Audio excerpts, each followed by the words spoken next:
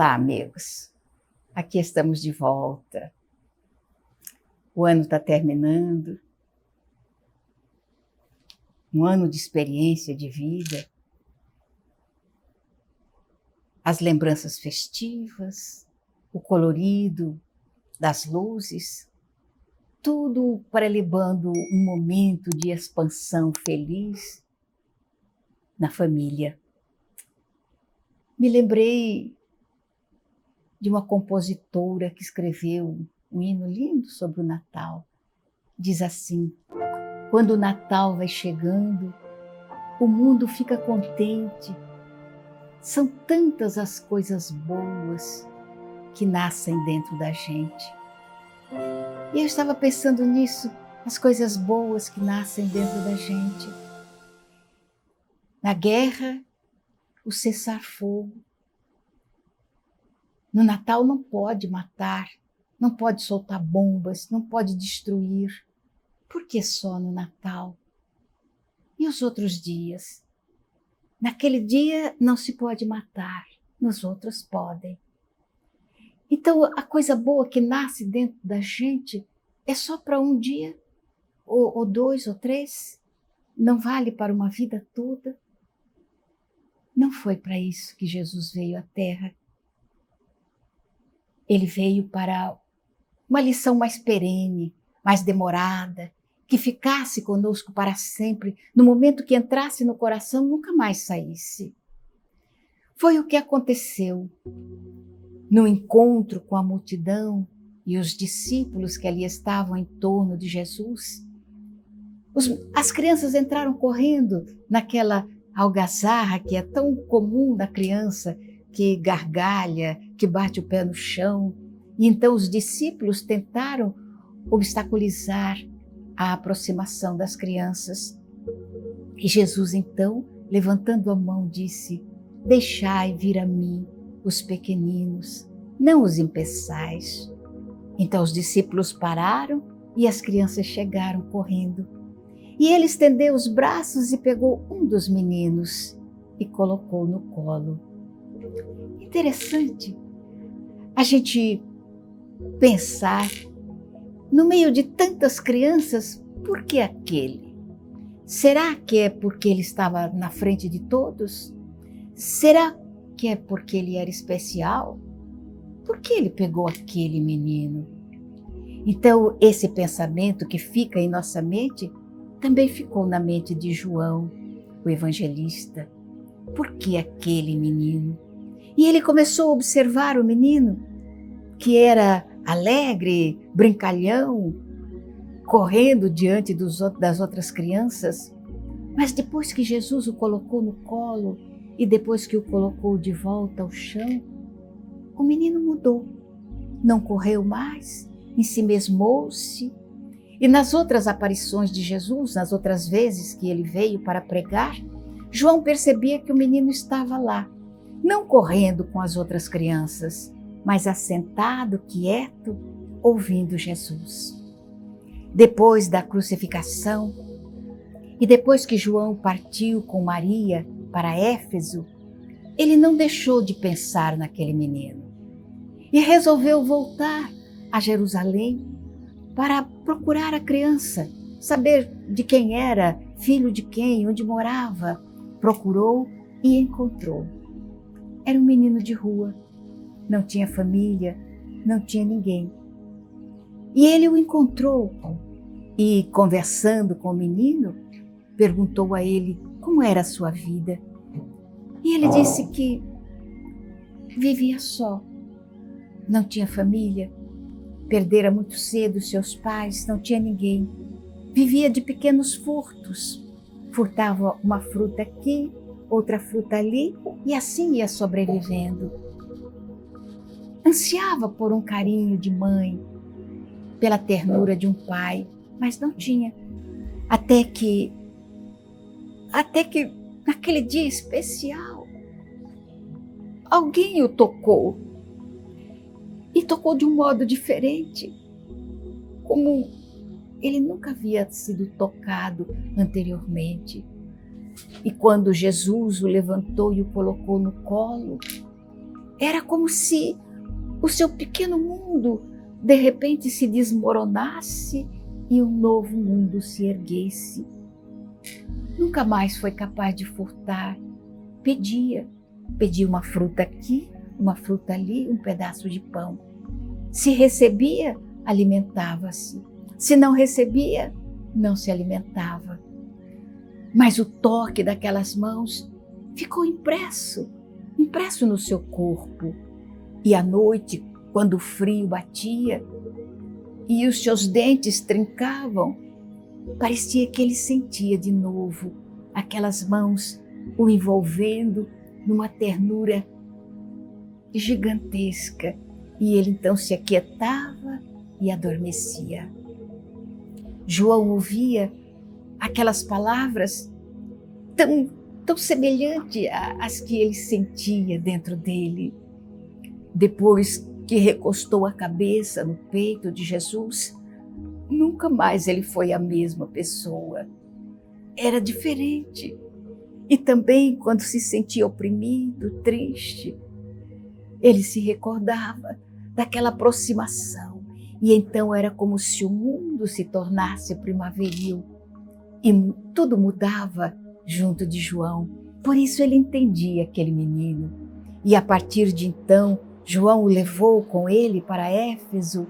E lá ele foi acompanhando as explanações de João, o contato com a doce Maria de Nazaré, a mãe de Jesus. E o menino foi se enriquecendo com as histórias a respeito daquele homem que o colocara no colo. E ele foi se apaixonando cada vez mais. E João notou a facilidade que o menino tinha para explanar o Evangelho. Falava com a alma, falava com o coração.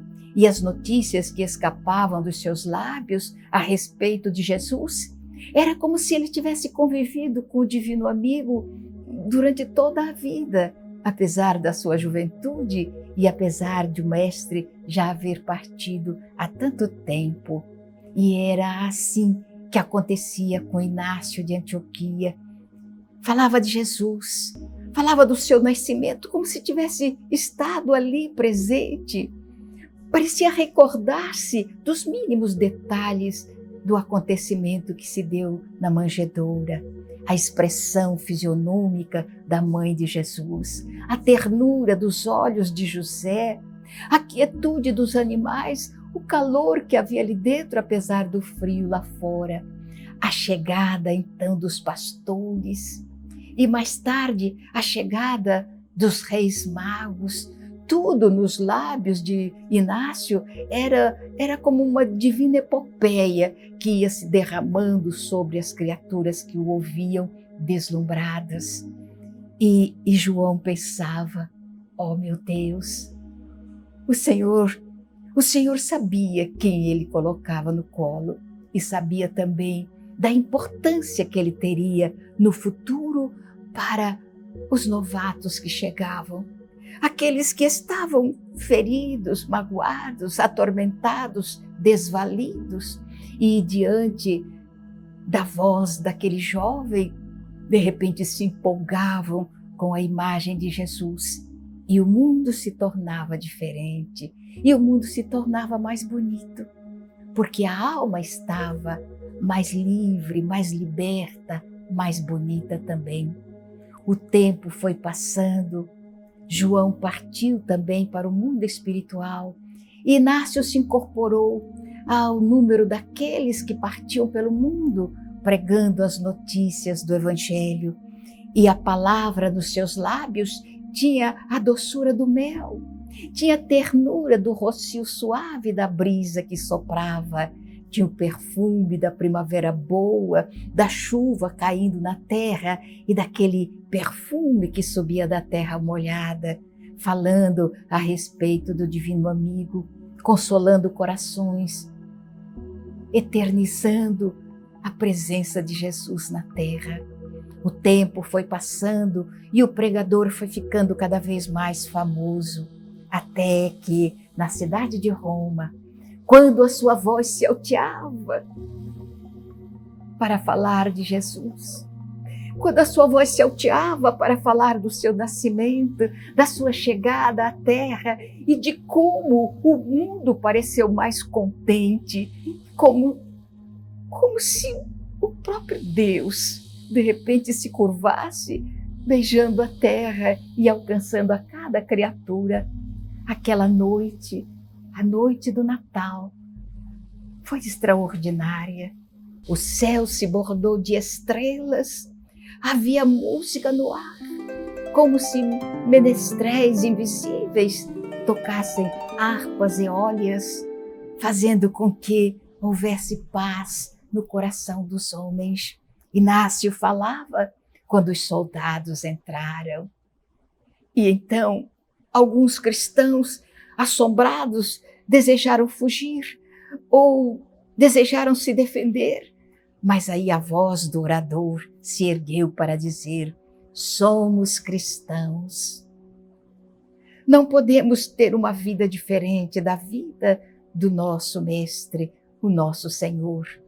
Um dia também, ele foi envolvido pelos guardas, pelos soldados que o levaram para depois ser alteado na cruz e viver para sempre nos nossos corações. Não existe morte, existe vida, e todos se aquietaram e foram levados, aprisionados nos cárceres. E ali a voz dele continuava a falar a respeito de Jesus, e depois convidando os cristãos para que levassem a sua voz e cantassem para que a alma se aliviasse e não sentissem o temor do momento terrível da desencarnação. E eles cantavam. E quando parava um pouco, a voz de Inácio se erguia para falar de Jesus.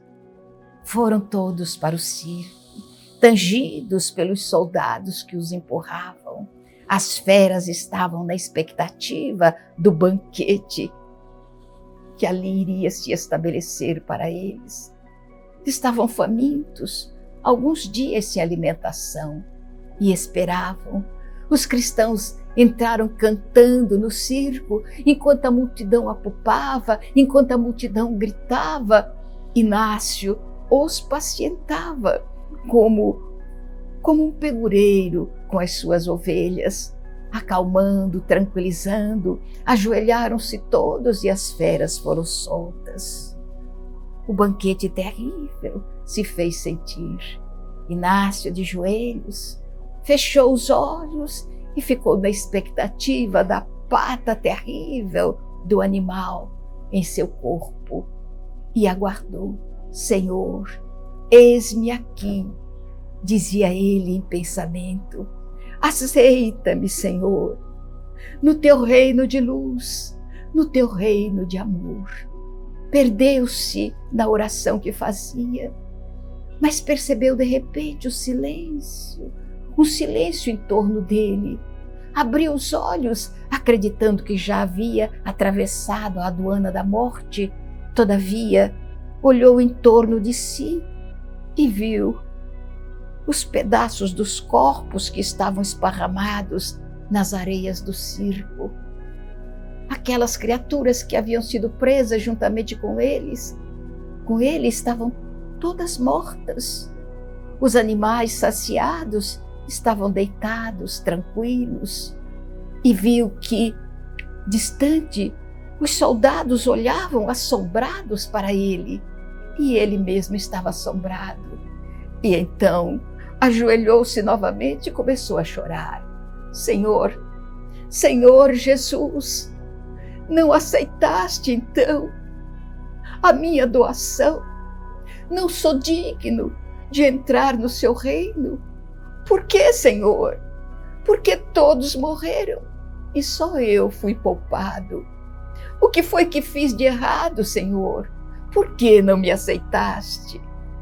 E naquele momento, como se uma música suave se erguesse e uma brisa soprasse de leve nos cabelos de Inácio, ele ouviu, na acústica dos seus ouvidos, Inácio, Inácio, é fácil morrer por mim. Difícil, Inácio, é viver por mim. Difícil é imolar-se cotidianamente por amor de mim. Difícil, Inácio, é conviver com aqueles que não nos compreendem e nos acusam e continuar fiel ao compromisso de pregar o meu evangelho. Difícil, Inácio, é estar no mundo sem pertencer ao mundo. Viva, viva por mim, e no momento certo eu buscarei a tua alma. Inácio então se ergueu e os soldados fugiram diante daquele homem que havia sido poupado pelos animais famintos. Tinham medo dele. E quando na rua ele passava, as pessoas o olhavam e se afastavam. Os animais não o comeram, não quiseram. Que terá esse homem? E ele voltou para a companhia dos seus companheiros cristãos. E então percebeu que todos o olhavam de modo diferente. E ele ouvia os sussurros que diziam: deve ser um apóstata, deve ter negado Jesus, porque não morreu. Todos morreram, mas ele não, naturalmente negou Jesus. Então ele prega uma coisa e faz outra. E mesmo que ele falasse de como os animais o preservaram, os companheiros não o aceitavam. Não tinham coragem de expulsá-lo, mas todavia as suas pregações já não tinham mais aquela aceitação de antigamente. Inácio chorava, recordava-se de João, suplicava-lhe o carinho, pensava em Jesus, desejava estar com ele, aconchegado em seu colo novamente. Olhava a ingratidão dos companheiros sem entender. Aí então, bem mais tarde, depois de alguns anos de ingratidão, alguns anos em que ele experimentou falar com a alma e não ser entendido por aquelas criaturas, alguns o aceitavam, outros não. E permanecer fiel ao compromisso de ser autêntico na pregação do Evangelho. E então, já nos finalmente da existência, ele se recordava ainda uma vez das palavras que ouvira quando estava no circo. Inácio, é fácil morrer por mim, difícil é viver pelo meu Evangelho. Difícil é viver por mim, aceitando a ingratidão daqueles que convivem conosco, aceitando a injúria, compreendendo as criaturas e amando-as. E mesmo assim, mesmo sabendo que estamos sendo negados pelos companheiros, continuar pregando com a alma e o coração, levando a mensagem eterna da minha bondade e do meu carinho para com as minhas ovelhas. Vem, Inácio, é chegada a tua hora. Inácio partiu para o mundo espiritual. E ainda hoje, a herança da sua vida fica em nossos corações. É fácil morrer pela fé. Difícil é conviver com os companheiros. Observar as negações, as mentiras, os enganos e continuar com a fé dentro da alma. Não negar Jesus.